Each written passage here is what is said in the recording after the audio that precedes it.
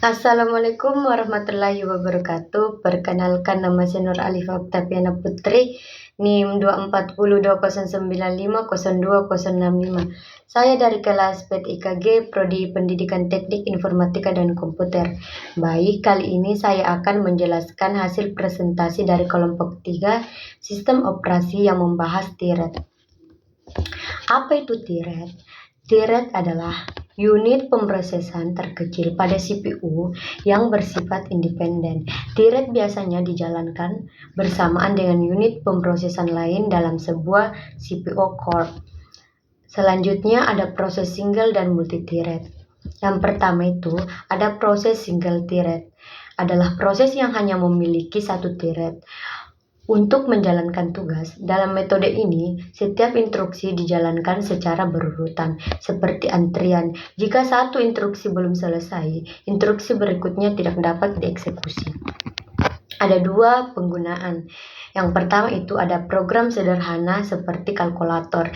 Yang kedua ada aplikasi lawas yang tidak membutuhkan multitasking.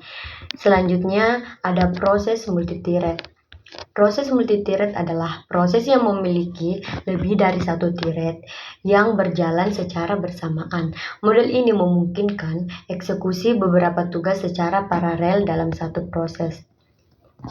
Keuntungannya yaitu ada satu, responsif, ada dua, efisiensi sumber daya, yang ketiga ada kinerjanya yang lebih baik.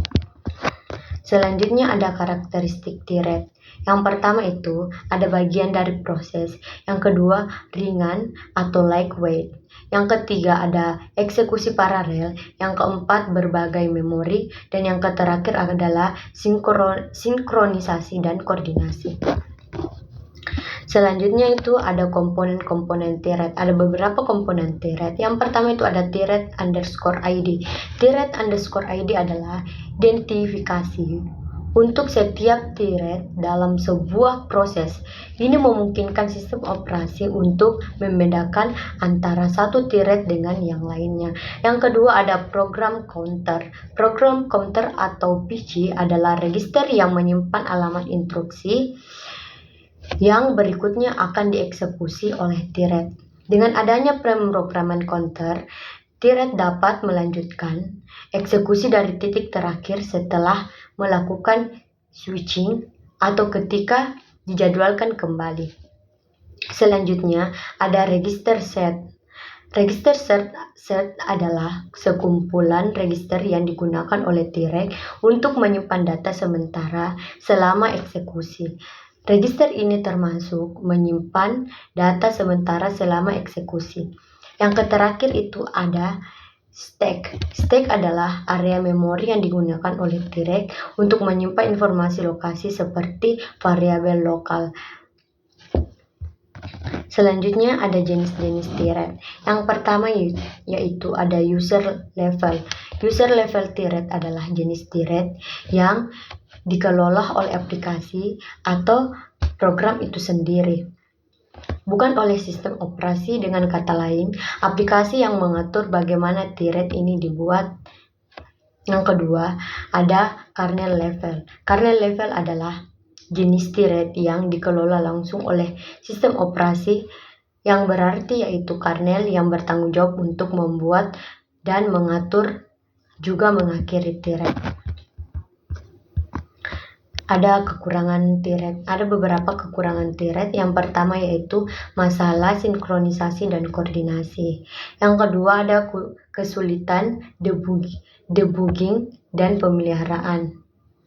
Yang ketiga itu ada overhead context switching.